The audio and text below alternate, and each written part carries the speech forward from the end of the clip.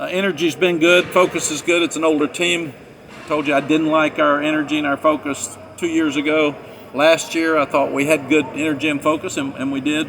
This year's better because we got older guys, and the older guys get it. They've been good. They want to be great. So we've told them every day that's what you got to do. You got to separate, and you got to do the little things right. We talked about C.L. Shepard coming and speaking. One of the things he said is we take for granted the little things, and they're so easy we don't do them right, and we don't step right, and we don't stay on snap count right. So it's just a false start. Well, that could kill you in a ball game. So we're working really hard to do all the little things right that we need to do to get better. Some of the guys working with the white team are moving up and working with the blue team. We've been working them a lot more together, and it gives you a better look at a guy that hasn't made the elite team yet, and how many plays you think he can play. And I'm asking the coaches in the scrimmage to give me the projected number of plays that they're going to play, and then make sure you hit that projection during a scrimmage, so we can start actually visually going through the routine that we would have in a game, because substitution's so hard, and it's so much harder now that you've got tempo, because defense can't substitute. I mean, as long as the ball is in play, the defense can't substitute. So it's very, very difficult to get a big guy out of the game when somebody's going fast and moving the ball. The focus on the offense, defense, special teams is the same. We want to run the ball better, and we've been doing that. I really like what I'm seeing in our running game. We got a great group of backs, probably 4 or 5 that could play just about anywhere. Limit sacks. We've still given up too many sacks, which means for a head coach you're miserable about something every day, but it means we're rushing the passer better. So I like that, and we'll talk about that in a second. Tackles for loss. We have fewer tackles for loss with our blue team, and we have done okay in red zone offense. So all those things I feel like are progressing. Defensively, we've had more pressure. We've had more sacks. I still don't like what I'm seeing against the run. We've got to step up and do a better job stopping the run. And when you're working against a team on offense that's running the ball good, somebody's going to be walking out of here mad.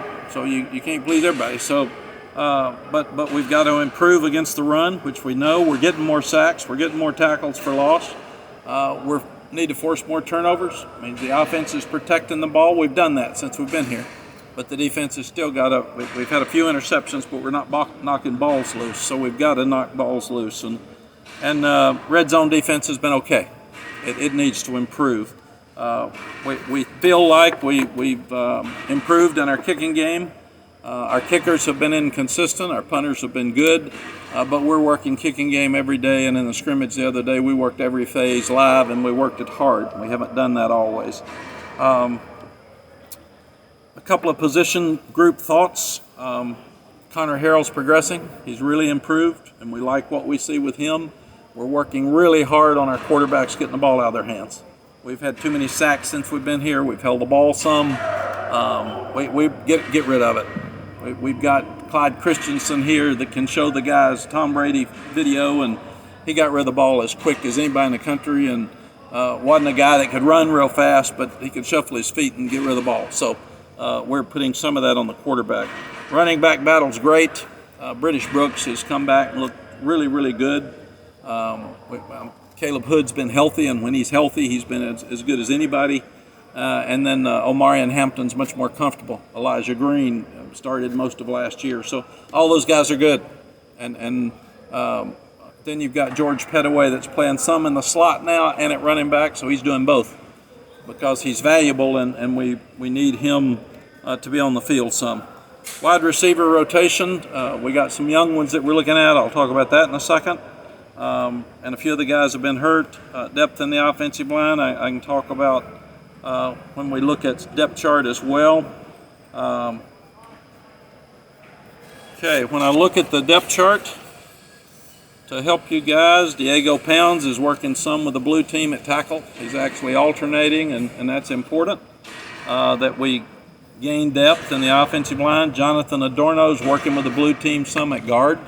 He's rotating in with Willie Lampkin and Ed Montelis. Ed's got his wrist fixed. He had a bad wrist last year, and he's playing much, much better. We said R.J. Grigsby will be back in 4 to 6 weeks. Willie Lampkin is playing backup center behind Corey Gaynor, along with Chance Carroll. So Willie's playing actually at guard and center.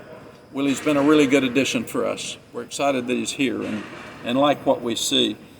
So we said Willie'd play guard. Zach Rice and Travion Green are making improvement. They're getting some work, a lot with the whites, a little bit with the blues. So we need for them to keep coming because Travion had the hurt pec in the spring, had the hurt knee before we started in the fall, so he's been limited some, but we do think he'll be a good player. We said Connor Harrell's improved. Chris Culliver looks really good. You got to learn what to do. He's been here a month. But he's big, he's tall, he's fast, he's everything that we thought he was. He and Christian Hamilton both have looked really, really good in practice.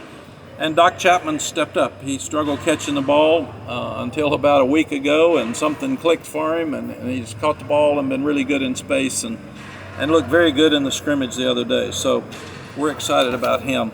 Defensively, Bo Atkinson stepped up.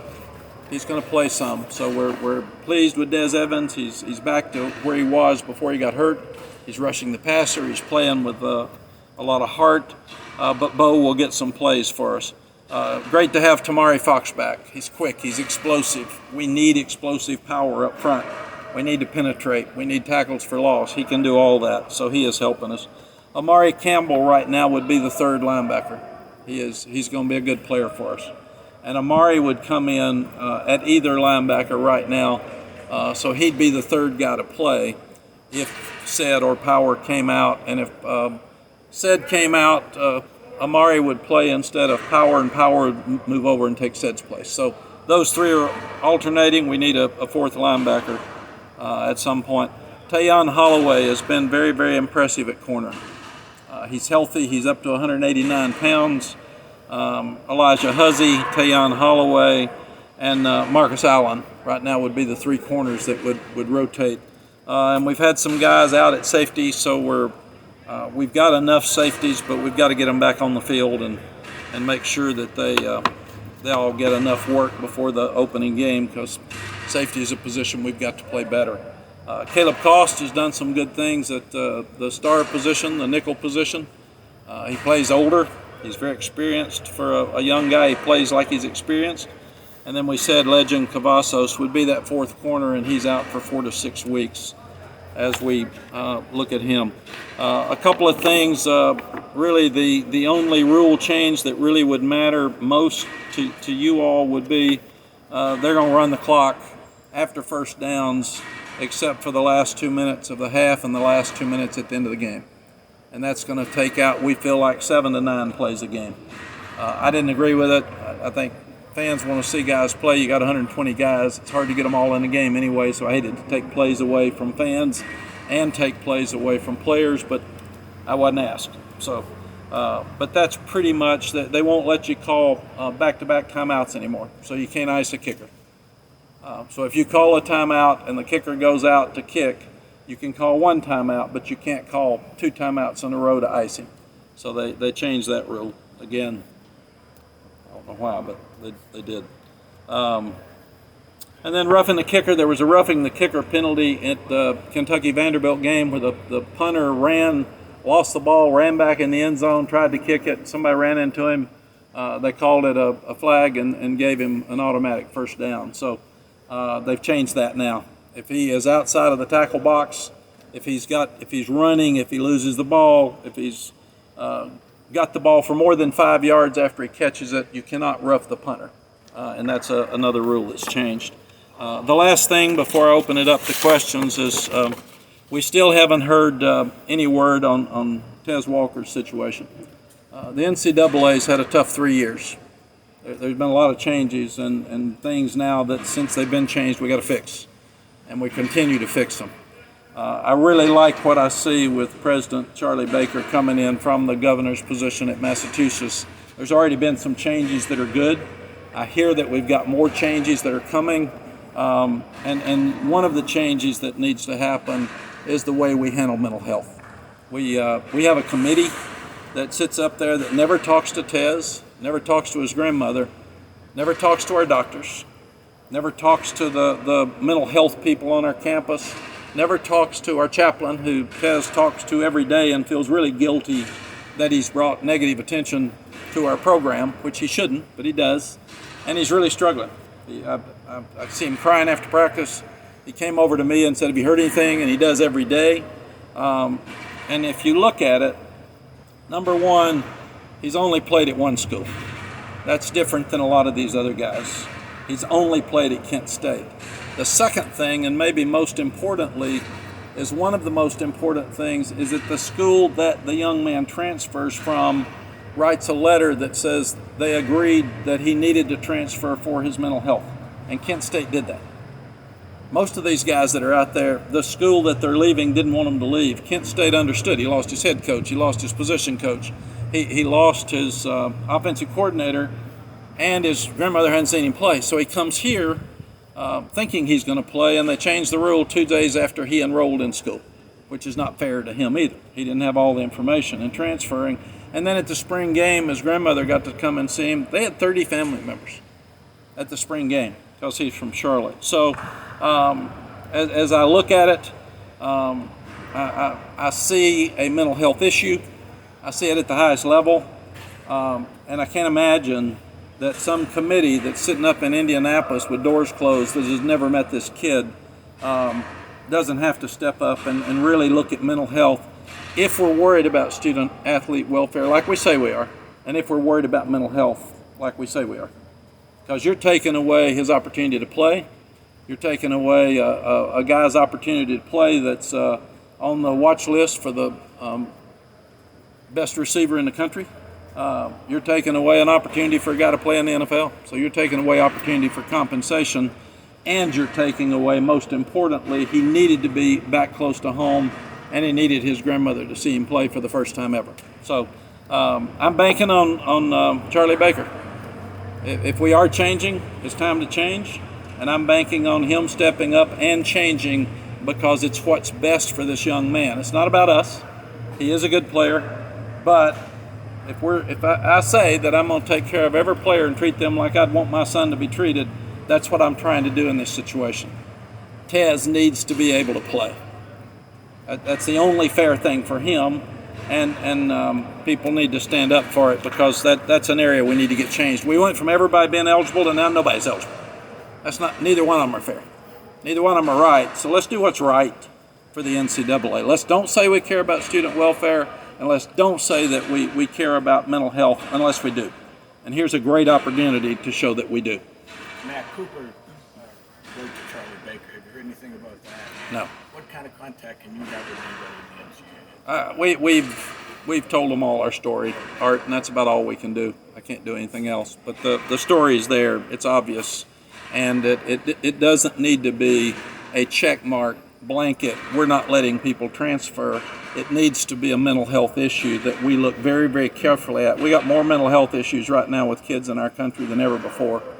And we need to take it very seriously, and we need to look at it very seriously. And this is a serious case in my estimation. Aside from Tez, what are a couple of the primary concerns you have now that you're a little more than halfway through fall camp and you've seen a lot of physical contact? We've had too many sacks here for 4 years, and I've told Chip and Freddie and Larry Porter, I'm not going to go through another season with a bunch of sacks.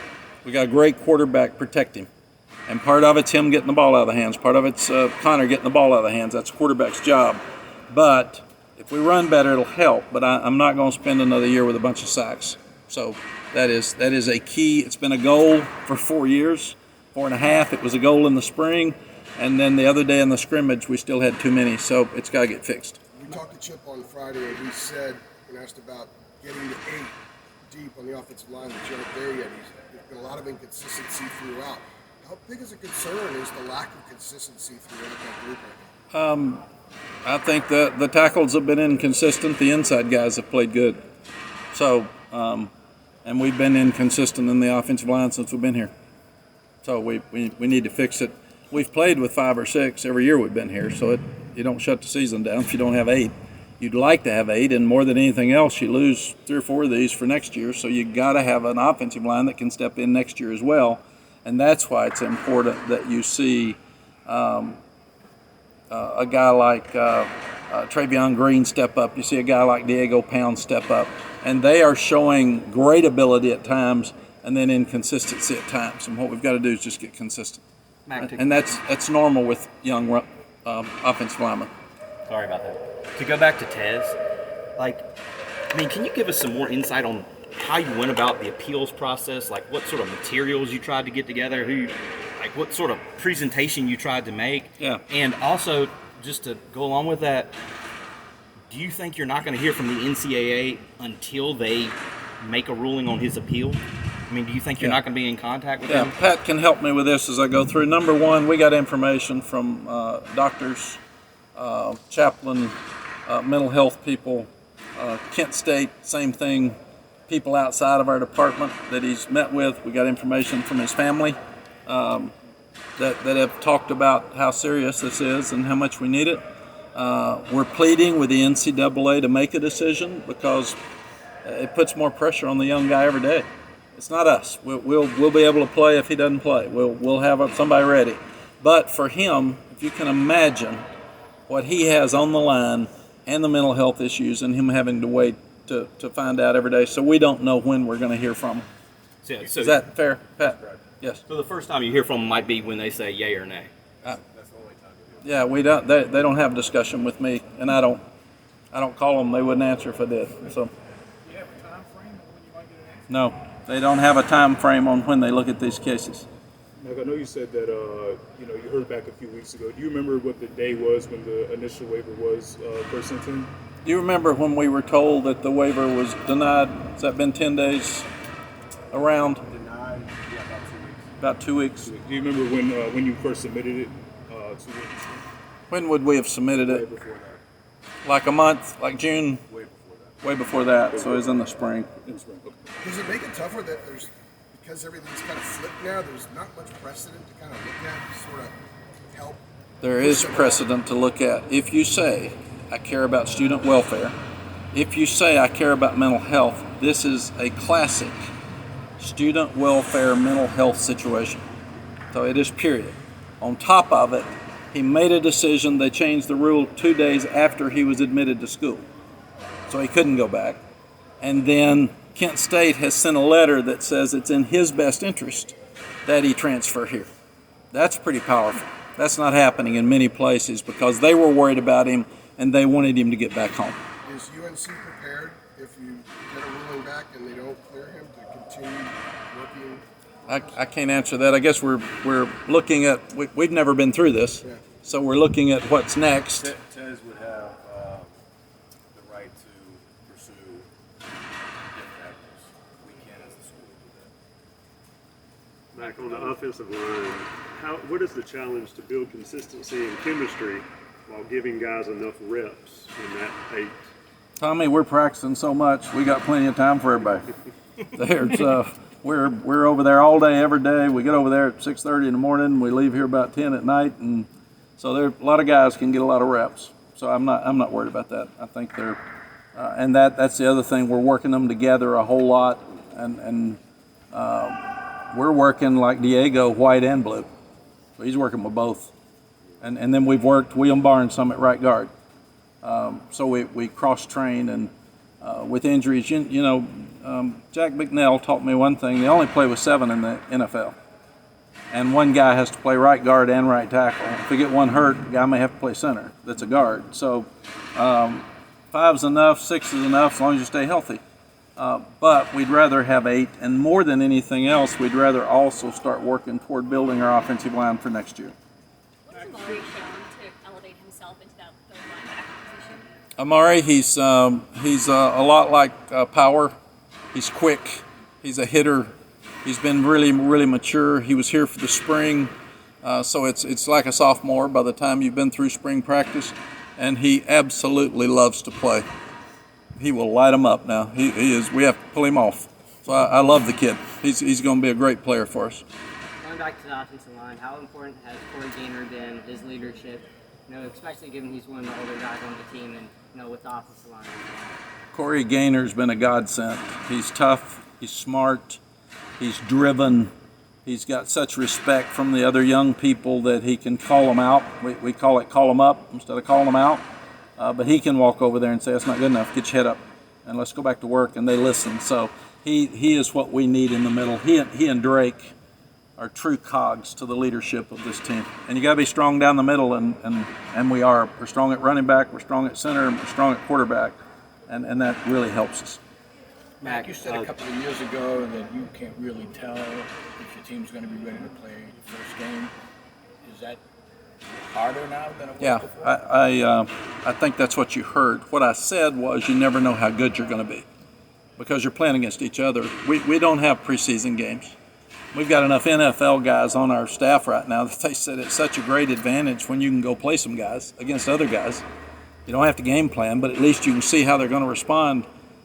We can't tell how Amari Campbell's going to respond. He's never played in a college football game. I remember when I got here, we played Chaz Surratt in his first game ever at linebacker against South Carolina, and we didn't have enough people to tackle him. We had a thud in practice. He had never tackled in a game. And I remember he missed a running back in the third play, and Jay Bateman screamed at him. I said, he said, he missed a tackle. I said, he's never had a tackle. I mean, God, man, give it up. And then Storm Duck goes in as a freshman at corner because somebody got knocked out, had a concussion, and Storm, who got turned down by South Carolina, went out and played the whole corner against South Carolina.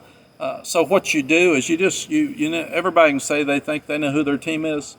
If you're playing somebody that you're going to beat, you pretty much know who they are because it's easy. If you're playing a great team like South Carolina, you have no idea how they're going to respond until you get out there. I'm sorry, Adam had one chip before. Well, you did say, not to contradict Art, but you did say you remember the Virginia Tech thing. You had a bad feeling. Oh, I think you know if they're not. We didn't practice good. We looked bad, so I knew that. I don't know that you know when you're good. We have the ability to be good. We have older players. We're practicing well. They got to play well, but we have a chance. You didn't tell us you were scared to death before going to Blacksburg. Oh yeah, I told everybody every day, and nobody wanted to listen because we were 8th in the country, and media knows more than the coach. I mean I was in media for 5 years, so I got it. So yes. I was going to ask you, can a win over a team like South Carolina set the tone for the season, something like that, or is it just an opener? I mean, no, a lot of work to do after. Yeah, a win would set the tone. A loss doesn't kill you because a lot of people think you're going to get beat anyway. And you'll know who your team is, and then you got App State coming right in. We only gave up 61 to them last year, so they're not a threat, right?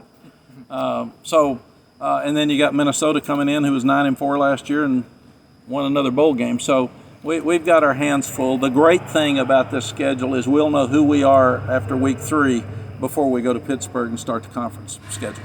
Mack, there are no gimmies in there. Can you update us on DeAndre Boykin, Stick Lane, and Will Hardy? Are they back at practice now? Are they not back at practice? Timetables, just how they're doing? Yeah, none of the 3 are practicing. They're stepping through. They're doing things. We feel like all 3 have a chance to play in the first game. Okay, but there is some. It's not a surefire thing. We feel like they all have a chance to play in the first game. Matt, you ought to talk to our doctors and trainers. That would help you understand. I never have an answer. Matt, so what do you think? He's doing better. So how long do you think? I don't know. Just depends on how he's going to respond. So that's what I get, Dr. Smith. Thank you. Yes. Matt, what were some of the other things that stood out to you Saturday with the scrimmage? We're fast. We're playing the ball better at corner. We only gave up 3 explosive plays, which is totally unlike last year on defense, which again worries you more that we need to get more explosive plays on offense. But they're really competing. They're getting along. We've got to get depth at linebacker. We haven't gotten that yet. We've had some guys that are out, not to keep them out for the game again, but they're out, don't get to practice. So that's hurt us with creating our depth at linebacker. We talked about the depth in the offensive line. I was looking at this for you all. Most of the offensive guys have played. There'll be the 2 transfers are new, a couple of freshmen. It's pretty much the same offense we've had out there for a while. So when you talk about those guys, you pretty much know who they are. defensively, there's some new guys. All three corners, as such. Marcus played a little bit at the end of last year, but Tayon hasn't played, and Huzzy hadn't played. So those guys are all new. We got to do better at safety, and that's why we got to get those guys well so they can tackle and fit and do the things they need to do. I am encouraged about our pass rush. I am encouraged better about tackles for a loss. I still think we give up too many big runs. We've got to stop things in that area.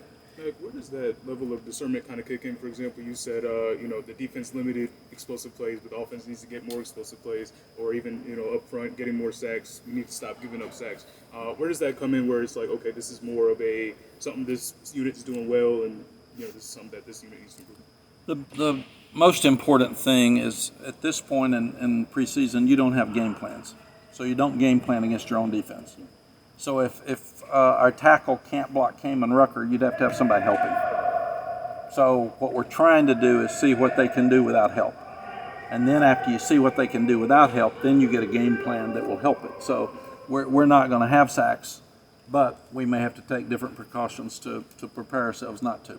And some of those younger guys you brought up, Diego, Trevion Green, one word you brought up with them was consistency as far as their line play.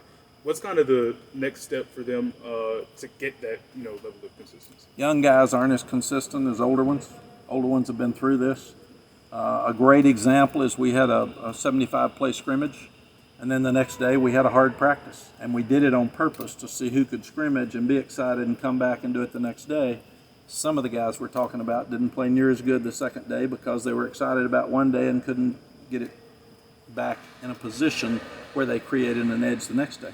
That's what I told them today. You're showing, I don't want to hear you, you're showing us every day who can do this and who can do it at a high level. Love all of you, but some of you can play longer and more and better than others.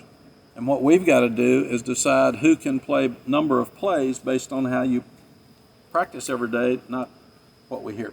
I want to play. All of them want to play. I want to play in the NFL. All of them want to play in the NFL. Who prepares? And that's the difference. Matt, you mentioned the depth of running back. How do you determine, is it situational who will play and what it may be like? How is it a kind of a good problem to have? Yeah, it's a great situation, and it'll sound like coaching jargon, but it's not. Preseason is to figure out who stays healthy. We're pressing them all hard, and then figure out a skill set. Just like we know George is good in space with the ball in his hands. So let's work out ways to get him at slot, even if it's at running back motioning to slot. If he's better out there than he is inside, let's play to his strengths. And you look at it, British and Caleb Hood and Omarion are all big-bodied guys. Elijah Green's a big back, but he's not as big, but he's real fast. So we've got to figure out in the overall scheme of things with our game plans who fits in there. And then you go back, Coach Moody coached running backs here and for me for a long time. And at one point we would go 5 plays with one and then bring another one in and go 5 plays. And then if there was a hot hand, he stayed in. And he'd played with the Leon Johnsons and the Curtis Johnsons and the Natron Means and the Randy Jordans because we had great backs. So we're trying to figure out what is that mix now. Do you leave them in? If you leave them in a series and you go 3 and out and then the next guy goes 12, it's not fair. So you've just got to look and who's best in short yardage, who's best on the goal line. So we're working really hard every day in this preseason practice to try to figure those things out. Mack, I'm doing a story on Drew Little, and he's been here since you've been here, and he's practically made every start. What is his consistency and longevity at a really difficult position meant to this program? Drew's the first deep snapper that I've ever had on scholarship to start with. Larry offered him a scholarship, and I thought, never offered a deep snapper before. And he's had a great snap every time since he's been here. And he's gotten bigger and he's gotten stronger, and he's really a force in our coverage now. He's a leader, he's confident. So Drew's sure earned his scholarship. He's been more than worth it. Mack, who are some guys that in the event Tez might be ineligible in that wide receiver room that you're confident can step up and fill that void? When you look at those guys, you've got J.J. Jones has played a lot. You've You've got Gavin Blackwell. You've got Kobe Paysor. Make sure I don't miss one. You've got Christian Hamilton. You've got Andre Green.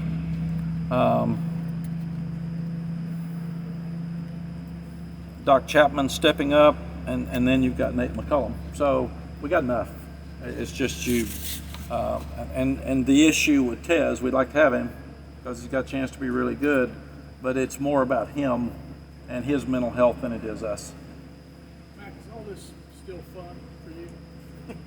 It is. Season camp, It is fun and it's a lot of work. Sally said I like chaos. I don't think I do, but I like fixing things. And preseason camp is the most important time for a head coach as far as his team is concerned. Obviously recruiting and decision making, all that stuff's important. But to have them out here the right amount of time, have them in the heat the right amount of time, hit enough that they're ready to hit against South Carolina but not get them hurt, run enough that they're in great shape but not be too tired. I mean, it's a load. So you have to look at, I'll go and watch an hour and a half of video to watch every one of them run and see we're supposed to scrimmage tomorrow. Do we need to scrimmage tomorrow? If not, we change it and back it off a day. And how long do we need to scrimmage? And how many plays does Ced Gray need? Or does he need to scrimmage? So you got to get the ones that are inexperienced that you're trying to evaluate, you got to get them a lot of work without them getting hurt.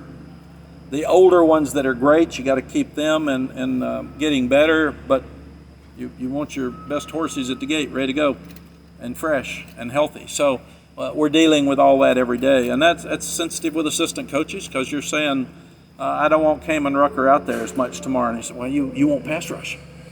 And he's my best pass rusher. I said, yeah, we're not playing tomorrow. So hold him out, get him 15 plays, get him 25 plays, but then get him over there and let him coach. So it's that kind of stuff you deal with. Yeah, we got time for two more. And everybody gets tired. Coaches are tired, players are tired. We're halfway through camp. That's the 11th practice. We've got 8 more before game week. So this is the tiredest time that your team will ever be, and therefore every day you look up and see injuries across the country, and that's why they're scrimmaging and practicing tired, and that's when they get hurt, and that's the difficult decision making. Mack, George Pettaway has looked looked like a kind of a change of pace guy since he got here. With you talking about using him more in the passing game, maybe motioning him into the slot, I mean, does that sort of put him in that role? Yes. As a change of pace guy as opposed to maybe a lead guy? Yes. And he can be a lead guy at that position with those things. But our job as coaches is try to lean heavily on whatever they do best. Right. So put the ball in their hands where they have the best chance to be successful. And right now we feel like this is his best chance to help him help our team. Mack, you want to play fast and score a lot. You all put emphasis on the running game, but you also want to keep South Carolina off the field a little bit, right? So you want to hold the ball a little bit. Is that all factored into the first game plan? Yeah. Again, that's a difficult decision. Do you slow the game down and keep it out of their hands because they're very explosive at wide receiver, running back, and they've got a great quarterback like Drake? Or do you go fast and try to wear them out? And if you go fast and get a 3 and out, then you're giving it back to them. And if they keep it a long time, you're worn out. So tempo is something that we all talk about. But when do you need it? How much do you need it? Are you wearing them out? Or are they deep enough on defense? It doesn't matter. And if you're 3 and out, does it hurt your defense? I do think with our offense here, we've hurt our defense some because we've had too many lost plays on first down and had to punt, and then as good as our offense has been, we've left our defense out on the field too much. So that's another thing that we feel like the running game will help. And we went a tempo scrimmage at the end for 16 plays, and it was just to absolutely make our guys run and be more prepared for tempo, both sides of the ball. All righty. Got it? Thank you all.